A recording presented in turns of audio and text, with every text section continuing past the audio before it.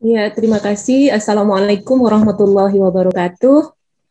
Waalaikumsalam warahmatullahi wabarakatuh. Alhamdulillah bil alamin wassalatu wassalamu ala asyrofil anbiya'i wal mursalin sayyidina wa maulana Muhammad wa ala alihi washabbihi ajmain. Amma ba'du. Selamat pagi dan salam sejahtera untuk kita semua.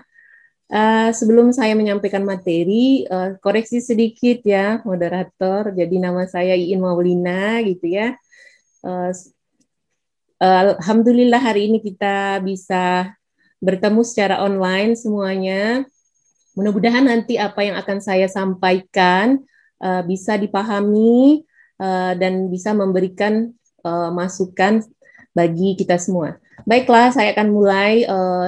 Yang pertama ini dari judulnya, saya akan menyajikan materi mengenai fun learning melalui metode bercerita secara online. Next. Iya.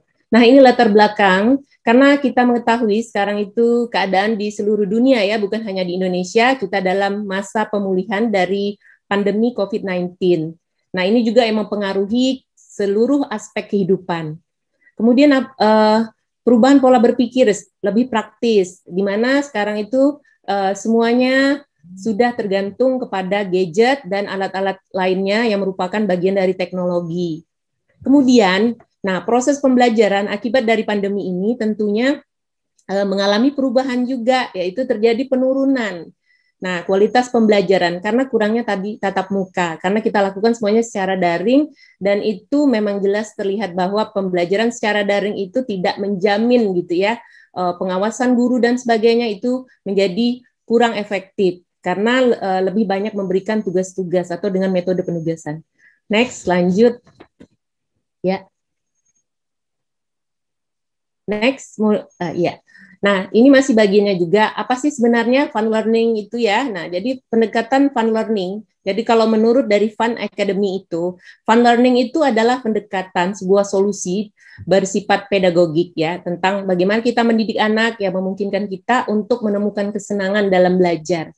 Jadi dengan adanya pendekatan fun learning ini diharapkan pembelajaran itu menjadi menyenangkan bagi peserta didik. Dan ini juga sehingga mereka bisa belajar sepanjang hayat. Lanjut. Ya. Nah, alasan perlunya fun learning ya. Jadi karena pembelajaran itu cenderung membosankan ya. Tidak semua orang itu betah belajar berjam-jam gitu ya. Nah, apa solusinya? Sehingga ada penciptaan suasana belajar yang menyenangkan ini dengan pendekatan fun learning ya. Kemudian bahwa dalam belajar itu terus-menerus kita melakukan pengingatan informasi yang sudah kita terima ya. Nah, di sini berkaitan juga dengan lifelong learning bahwa belajar itu sepanjang hayat. Selama hidup ini kita akan terus belajar. Kemudian adanya kesenjangan keahlian dan ketidaksamaan keahlian. Ini berkaitan nanti ketika menjadi lulusan dari sarjana gitu ya, lulusan-lulusan atau sarjana-sarjana yang nanti mereka akan memasuki dunia kerja itu sangat berbeda. Ternyata gitu ya di dunia kerja itu banyak sekali perbedaan gitu. Keahliannya apa gitu, kemudian mereka mendapatkan pekerjaan apa. Dan juga kurangnya lapangan pekerjaan didukung lagi situasi sekarang ya. Nah, ini juga mempengaruhi. Makanya disebutnya ada kesenjangan keahlian dan ketidaksamaan keahlian. Kemudian, mengapa kita perlu fun learning? Karena ketidakpastian keahlian ya. Ini berdasarkan pendapat dari Rodriguez dari Fun Academy ya. Nah, ini jadi apa solusinya? Solusinya adalah melakukan penjelajahan dan mengembangkan kecakapan hidup. Jadi di sini adanya kecakapan hidup. Di sini diberikan keterampilan-keterampilan. Makanya adanya sekolah-sekolah kejuruan ya. Next. Nah, landasan hukumnya, jadi pada dasarnya semua kegiatan pembelajaran yang dilakukan itu semuanya berlandaskan hukum. Ya. Nah, di dalam Undang-Undang Nomor 20 Pasal 40 itu ayat 2 dijelaskan pendidik dan tenaga kependidikan berkewajiban menciptakan suasana pendidikan yang bermakna, menyenangkan, kreatif, dinamis dan dialogis. Nah, makanya fun learning itu sebenarnya sudah lama ya, karena dari masa sebelumnya juga dari perkembangan filsafat gitu. Nah, ya, pada dasarnya fun learning ini juga jika kita telusuri ini berasal dari filsafat progresivisme yang memandang bahwa manusia itu harus berkembang, tidak dikekang. Nah, dengan pembelajaran menyenangkan berarti memberikan kebebasan kepada peserta didik untuk mengembangkan dirinya. Kita juga masih ingat dengan cara belajar siswa aktif. Ya, kalau dulu ada plesetannya yaitu catat buku sampai habis.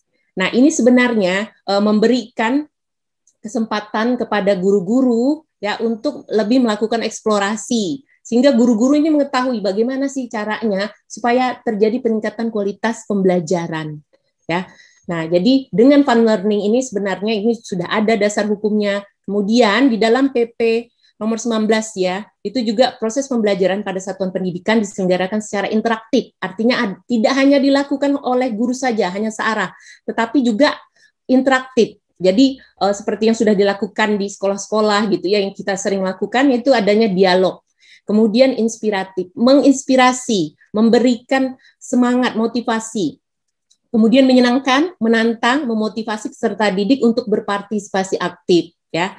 Nah, kemudian memberikan ruang gerak yang cukup bagi prakarsa, kreativitas dan kemandirian sesuai dengan bakat, minat dan perkembangan fisik serta psikologi peserta didik. Jadi tadi yang saya singgung bahwa ini sesuai dengan psikologi dari dari filsafat progresivisme ya, bahwa pendidikan itu memberikan kebebasan. Nah, ini mengarah pada student centered. Jadi tidak pada teacher centered. Kalau teacher centered berarti itu ya hanya kepada gurunya. Cenderung pembelajaran itu pasif. Dengan adanya student centered berarti kepada para siswa atau peserta didik. Nah, ini otomatis pembelajaran itu akan berkembang. Next.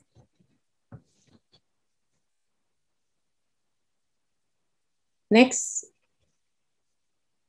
Moderator, mungkin ada gangguan teknis sedikit ya.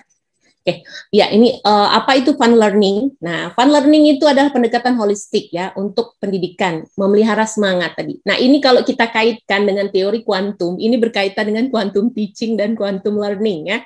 Jadi fun learning ini sebenarnya bukan hal yang baru gitu. Sudah lama dan ini sebenarnya lahir dari teori-teori sebelumnya. Quantum teaching, quantum learning, sebenarnya itu lahir dari teori fisika dari tokoh Albert Einstein yang mengemukakan teori tentang energi sama dengan massa dikali konstanta, bahwa pembelajaran yang menarik kita kenal di Indonesia yang sudah umum itu mengenai PAIKEM.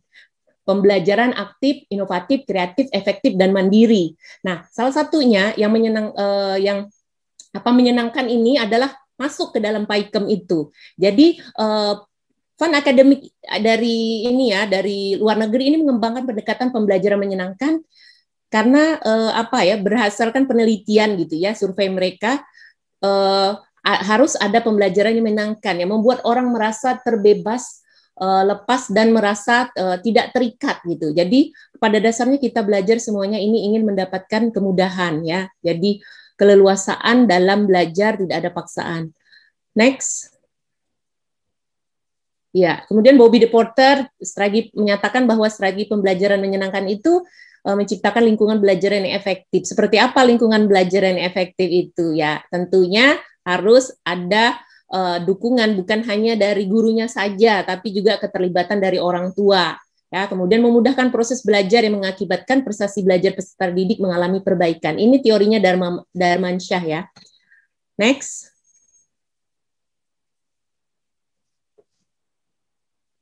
Ya, dari Jamara bahwa pembelajaran menyenangkan itu dinyatakan sebagai pembelajaran didesain ya, dirancang sedemikian rupa sehingga memberikan suasana penuh keceriaan, menyenangkan dan paling utama tidak membosankan.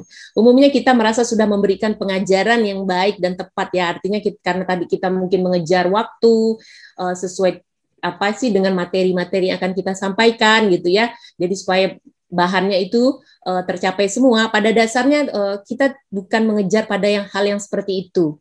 Karena apa? Kadang-kadang juga peserta didik itu tidak hanya menuntut mereka itu pencapaian materi sesuai dengan target guru, tetapi juga mereka memahami. Nah, supaya memahami, apalagi di masa daring ini, mereka itu butuh hiburan, semacam hiburan, karena setiap hari mereka harus membuka misalnya Zoom atau membuka link Google Meet dan sebagainya, mereka harus membuka YouTube.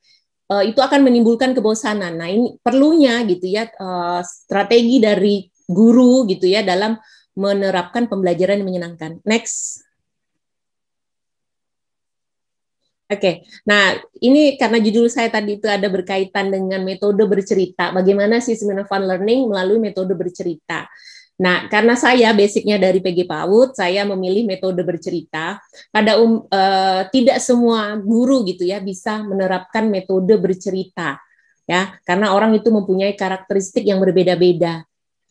Bagaimana gitu ya, bagaimana sih sebenarnya menerapkan metode bercerita? Ini mudah sekali untuk guru-guru yang misalnya pada bidang studi tertentu seperti sejarah, untuk agama, pendidikan agama Islam atau pendidikan agama Kristen, kemudian misalnya untuk pelajarannya misalnya untuk olahraga gitu ya, kemudian misalnya mata pelajaran kewarganegaraan mencontohkan gitu ya pengamalan dari nilai-nilai luhur bangsa, dari nilai-nilai Pancasila, itu bisa bercerita dikembangkan. Tetapi apakah sudah semua pendidik itu menerapkan? Nah, di sini saya memberikan pandangan gitu ya. Nah, makanya metode bercerita ini ya, pada dasarnya kalau menurut Dini itu untuk anak-anak sepadan dengan metode ceramah untuk orang dewasa. Jadi kalau untuk untuk siswa atau peserta didik di atas usia kanak-kanak itu ya metodenya cenderung ceramah. Inilah yang biasa dilakukan oleh guru-guru di sekolah. Bercerita itu adalah kegiatan yang dilakukan orang itu secara lisan seperti yang sekarang saya sampaikan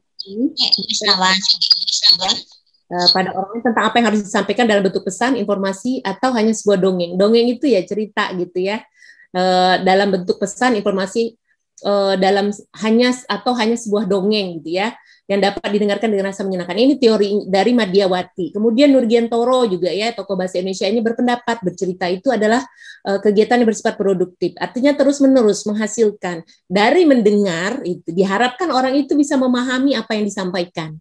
Jadi metode ini sebenarnya bercerita ini efektif, apalagi dalam masa daring ya, dalam kondisi seperti sekarang, ketika guru memberikan contoh terhadap suatu kejadian, kemudian apa dampaknya gitu ketika anak itu melakukan tindakan itu, nah itu bisa dilakukan dengan metode bercerita gitu. Pada dasarnya itu adalah sebuah pengajaran yang menurut saya menyenangkan, karena bisa dipengaruhi oleh efek-efek. Contohnya kalau di pendidikan anak usia dini gitu. Jadi bercerita tentang apa gitu ya. Mungkin dengan back sound gitu, ada suara-suara ketika menampilkan video gitu ya.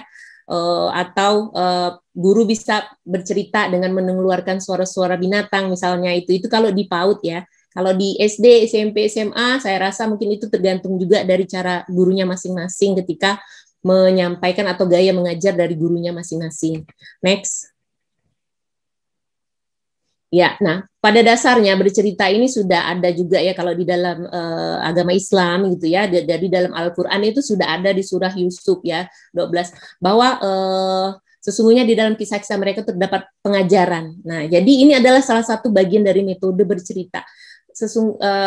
Di dalam kitab suci dalam Al-Qur'an kalau untuk yang beragama Islam itu sesungguhnya banyak sekali ya tentang ilmu dan pengetahuan itu yang masih harus kita pelajari gitu, khususnya bagi umat Islam gitu.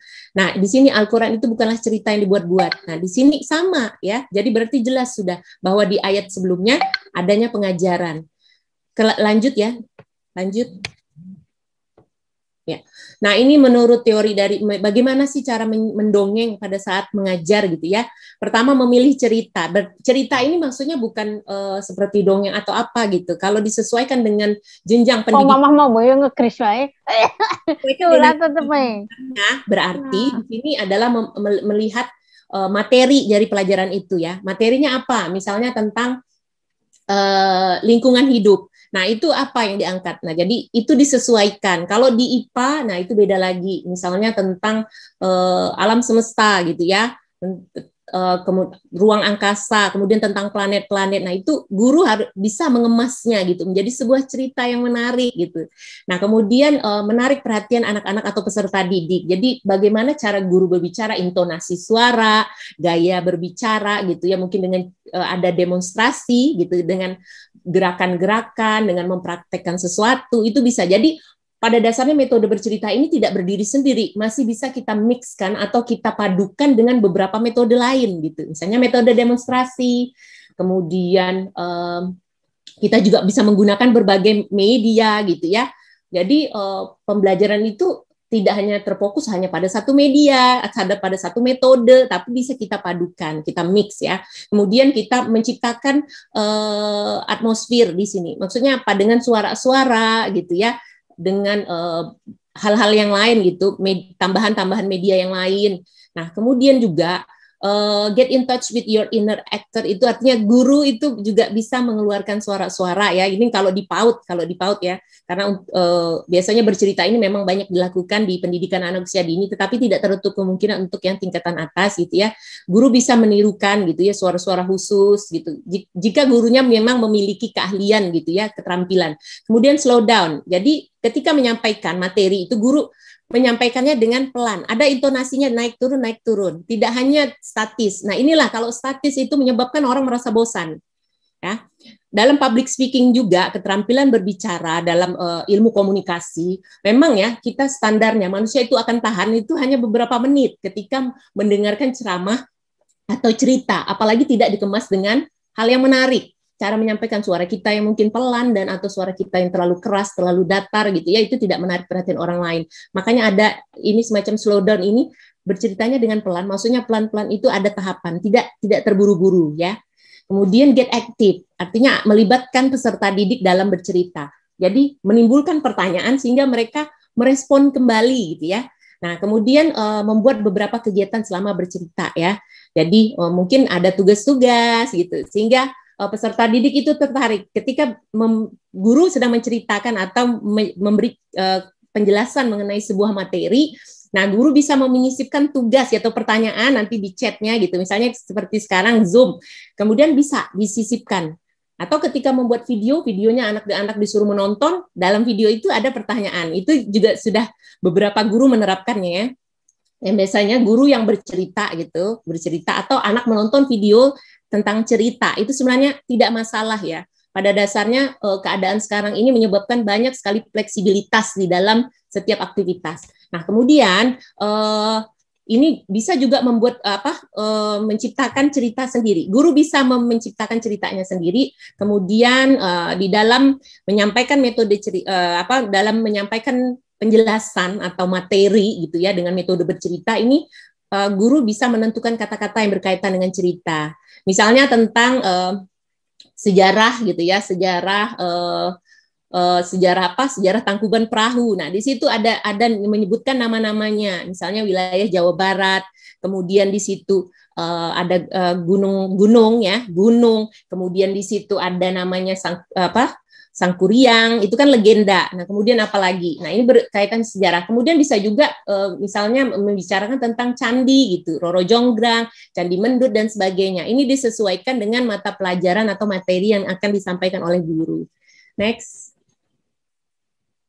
Ya, nah ini bagaimana tips menerapkan storytelling atau bercerita itu ya. Jadi dari Ferdi menyatakan ya, pertama kita dapat memanfaatkan teknologi karena kita berbicara soal daring ya, khususnya gadget. Jadi anak-anak dalam pantauan orang tua, artinya menggunakan gadget tetap masih dalam pantauan orang tua. Kemudian membuat permainan yang kreatif dan menarik. Jadi ketika bercerita itu guru bisa sambil menerapkan permainan gitu ya, permainan yang kreatif dan menarik atau membuat kuis dan sebagainya. Kemudian memasukkan anak ke sekolah yang menerapkan fun learning. Ini maksudnya apa? Jadi ketika anak sudah masuk ya di sekolah yang menerapkan fun learning, artinya sekolah itu sekolah yang banyak kegiatannya ya, ekskul biasanya. Nah, ini otomatis gitu ya, guru ini mudah untuk menerapkan storytelling ini. Tetapi bagaimana Bu dengan sekolah yang tidak menerapkan storytelling, anaknya tidak dimasukkan hanya sekolah biasa. Nah, itu kembali lagi kepada gurunya. Sebenarnya orang tua bisa memberikan masukan ya. Karena di masa daring ini kita kan punya chat WhatsApp group itu. Nah, inilah merupakan media yang dapat dimanfaatkan untuk saling bertukar pikiran. Jadi guru dengan pihak sekolah, dengan orang tua itu bisa bekerja sama dan bisa melakukan pemantauan. Pada dasarnya dalam pembelajaran itu tidak ada kekakuan ya. Tidak ada kekakuan, yang ada itu sebenarnya kita memberikan kemudahan kepada para peserta didik dan khususnya untuk kita sebagai pendidik gitu. Nah, kita juga harus merasa mudah ketika melaksanakan daring ini. Kadang-kadang seperti tadi kita mengalami hambatan dalam misalnya jaringan ya. Jaringan ini sangat berbahaya ketika melakukan pembelajaran itu, ketika guru sedang menyampaikan materi atau bercerita, ya itu jaringannya harus stabil. Tetapi sebenarnya tidak semestinya harus seperti itu, tidak juga gitu ya. Jadi disesuaikan saja dengan keadaan, karena pendidikan itu pada dasarnya ya kita menimbulkan perasaan senang pada pembelajar ketika mereka sedang belajar, memberikan keleluasaan, tidak kaku, dan kita bersifat moderat ya, artinya kita tidak berpihak pada satu bagian saja gitu. Lanjut. Oke, nah ini dari Sir Arthur C. Clarke ini ya, masih dari kutipan yang saya ambil dari Rodriguez. Jadi kalau learning itu menyenangkan atau learning is fun, belajar itu menyenangkan jika Anda mau melakukannya ya. Jadi anak-anak itu mau melakukannya. Kalau tidak mau gitu ya, karena tidak suka dengan gurunya, cara mengajarnya ya, terutama anak tidak menjadi menjadi tidak suka dengan guru itu karena cara mengajar guru yang tidak menyenangkan ya, cara narasumbernya gitu, seperti saya sekarang misalnya, saya tidak menyenangkan cara menyampaikan saya, kurang menarik, nah itu orang tidak mau mendengarkan saya gitu. Nah kemudian you feel safe gitu, Anda merasa aman, anak-anak itu merasa aman ketika mereka belajar ya, mereka merasa aman, tidak ada merasa ada gangguan. Kemudian lingkungan itu menginspirasi, jadi adanya dukungan lingkungan juga ya, ini juga akan berpengaruh terhadap kenyamanan ketika mereka belajar. Nah kemudian anak-anak itu dihargai ketika misalnya Zoom meeting atau Google Meet ditanya gitu. Nah, biasanya kalau pemberian tugas gitu dengan bu gurunya membuat rekaman video bercerita, kemudian anak-anak disuruh ini dulu apa sih kalau yang di PAUD sih tidak ya, tidak ada Google Classroom.